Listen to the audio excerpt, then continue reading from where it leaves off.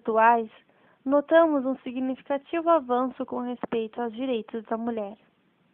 Direito à educação, direito de trabalhar e receber salários justos, direito de votar e ocupar cargos públicos.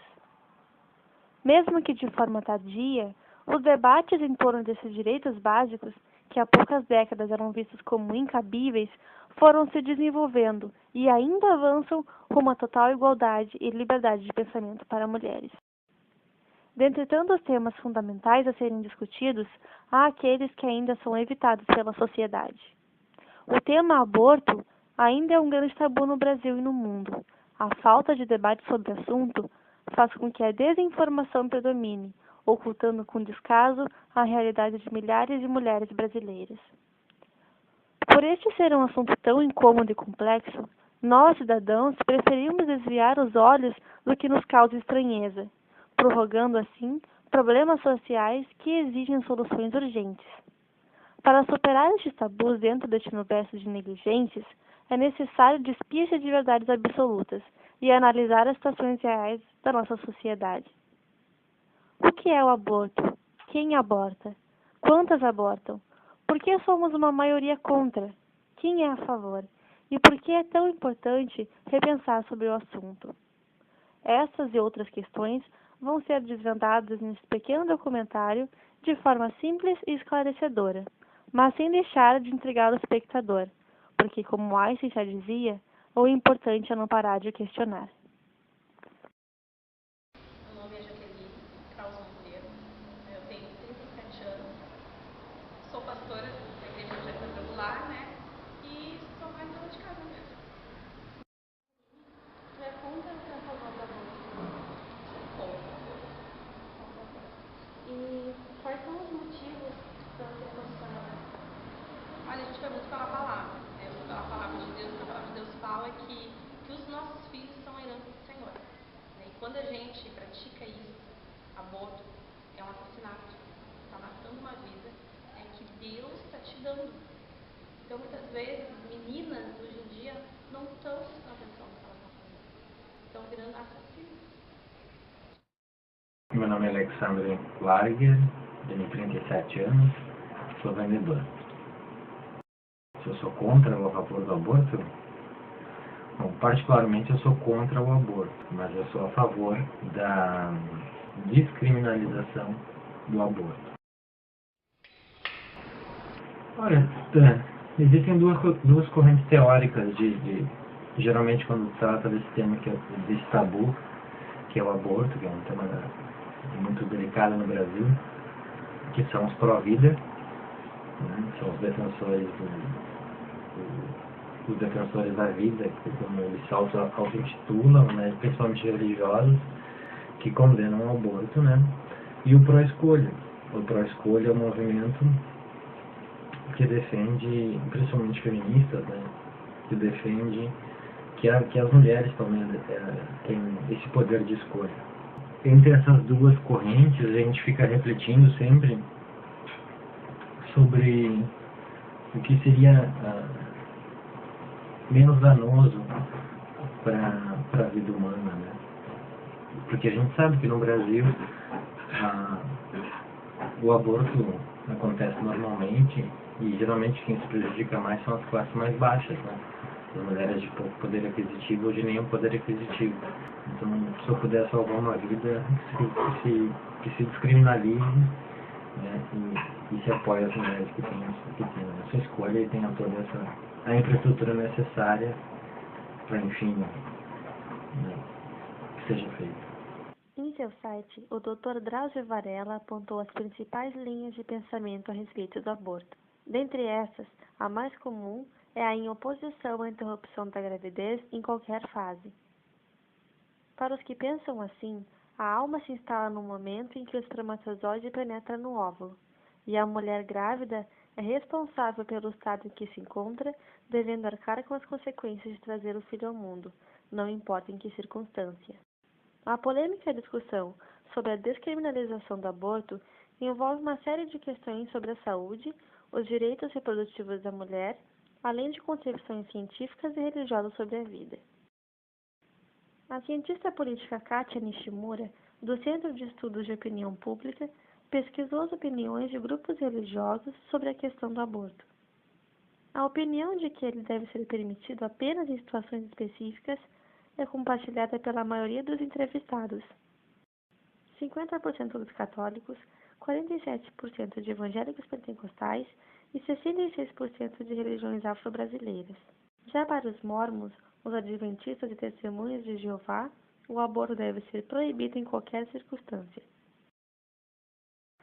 No Brasil, o aborto provocado é crime, previsto pelo artigo 124 do Código Penal desde 1984.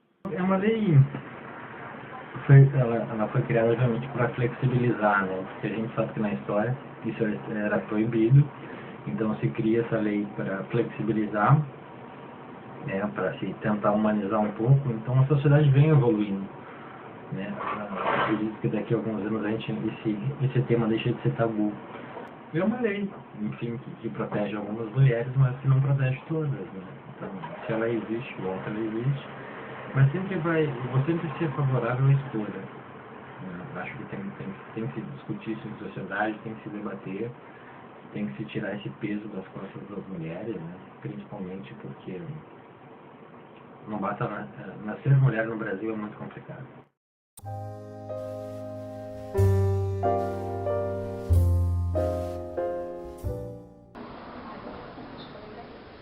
Aumentar o número de mulheres abortando no Brasil. Já é proibido, já tem número, imagina se for legalizado. Entendeu? Vai ser um aborto cada esquina. Porque no momento tudo que se torna, tudo aquilo que tu faz, e tu tem uma consequência grave lá na frente, tu vai pensar duas vezes antes de fazer. É que nem uma multa de carro. Tu sabe que tem ali um radar, tu não vai correr. Se tu correr, eles vão te pegar. Né? Tu vai ter que pagar uma multa enorme, então eles vão ter o maior cuidado. É que nem quem que eu votar tiver uma pena rigorosa, as meninas vão pensar, tantas mulheres vão pensar duas vezes antes de fazer. Sabe que vão ser descobertas, sabe que vão pagar por aquilo que eles já fizeram. Em 2012, foi decidido pelo Supremo Tribunal Federal que o aborto poderia ser realizado no SUS nos seguintes casos: quando há risco de vida para a mulher por complicações na gravidez, quando a gravidez é resultado de um estupro ou se o feto for anencéfalo. Vendo por esse ponto de vista, tudo, né, que fala sobre a lei não se torna pecado. Se a lei já está dizendo aqui, no momento que a mulher for estuprada, cabe a mulher decidir se aborta ou não. Eu já vi muitas mulheres, né, a gente trabalha com bastante gente, que aconteceu esse caso, que decidiram não abortar, né, só que não ficar com seus filhos, né. Eu já vi mulheres também abortando. Isso cabe para cada pessoa, né? Nesse ponto, tu não pode julgar, porque tu não passou por aquilo que elas passaram. Apesar da ilegalidade, o número de abortos realizados no Brasil é alarmante. Segundo dados da Organização Mundial da Saúde, 31% das gestações terminam em abortamento e, anualmente, são feitos mais de 1 milhão de abortos clandestinos em terras brasileiras. Das maneiras de conseguir um aborto no Brasil, a caseira é a mais barata e menos segura. Em clínicas clandestinas, o preço da consulta fica entre R$30 a R$60, e o preço do procedimento pode variar de R$500 a R$2.000.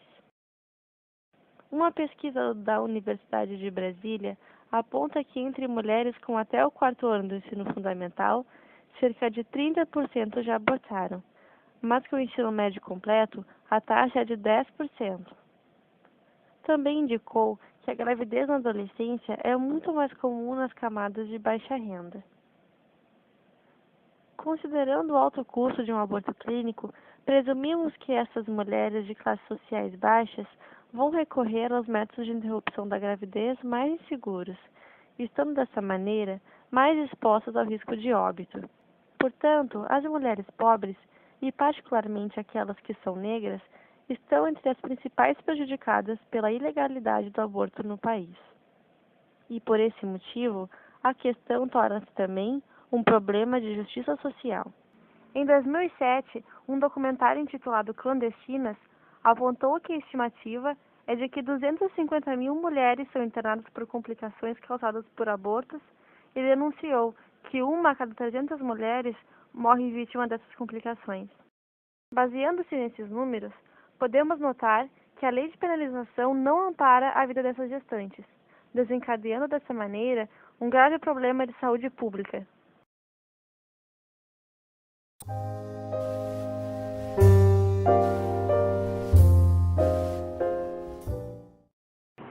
Não, o aborto, isso já é provado por estudos, inclusive, que os abortos nunca deixaram de existir. Eu conheço pessoas que abortaram clandestinamente. Claro que a pessoa que eu conheci que fez isso pôde pagar, né? Não teve nenhuma complicação e foi trabalhar no mesmo dia, inclusive. Não faltou nenhum trabalho. Mas essa pessoa pode pagar. Realmente, não soube mais detalhes, mas é uma lei. A criminalização ela é estúpida e ela não vai diminuir nos casos de aborto, né? Porque nós vemos uma cultura bastante permissiva sexualmente. Então as mulheres vão continuar fazendo sexo, as gravidezes indesejadas vão continuar acontecendo. Só que quem tem dinheiro vai poder escolher ou não fazer o aborto. Quem não tem acaba sendo obrigada ou a fazer nesses métodos, né, métodos caseiros ou em clínicas clandestinas sem as mínimas condições de higiene, né, ou quem sabe, ou pior, para não fazendo o aborto, tendo um filho de uma gravidez indesejada, tendo um filho indesejado, né? Então, que consequências tem isso para a vida dessa mãe, para a vida dessa criança? Psicologicamente a gente acredita que seria bem pior, porque na condição de um filho não desejado como eu, só eu sei o que é, o que não seria, né? Se naquela época eu poderia, se esse aborto fosse descriminalizado, eu poderia não estar aqui, enfim, mas também teria evitado muita dor. Nós, que vivemos coletivamente, crescemos e progredimos com as relações sociais. Nessas relações, por diversos motivos, vivenciamos situações de incertezas e conflitos. Os conflitos estão presentes em nossas relações porque possuímos qualidades, ideologias e interesses diferentes. Frequentemente, esses conflitos são o resultado do desrespeito às diferenças entre grupos e sociedades. Mas há uma condição que todos nós possuímos ou devemos possuir em comum. Uma característica que nos foi exposta ao longo da vida e é necessária para levar de bagagem. Essa característica sobrecomum é a solidariedade. Nessas situações de conflitos e incertezas, se não possuirmos ou utilizarmos essa condição, podemos cometer o corriqueiro erro da discriminação. Violência, desigualdade social, racismo, homofobia e machismo. Todos esses problemas sociais afetam nossa vida ou a vida de nossos conhecidos, de forma direta ou indireta. Ao formarmos preconceitos diante dessas situações, estamos contribuindo com a antiética e a decadência do bom funcionamento da sociedade. Dentre tantos obstáculos e dilemas, o estigma que carrega a questão do aborto faz com que a mulher enfrente uma sequência de aflições e violações. Toda opção pelo aborto é uma dura e triste decisão. Não é quase nunca algo comum e feito sem pensar. A carência de debate gera uma série de omissão e indiferença. Para que nos tornemos cidadãos mais conscientes, é preciso que nossos educadores sejam mais conscientizadores, expandindo os debates das esferas universitárias para toda a população e permitindo que esta tenha acesso à informação. Só dessa maneira estaremos preparados para superar os tabus da nossa sociedade e juntos construir um mundo mais justo e igualitário.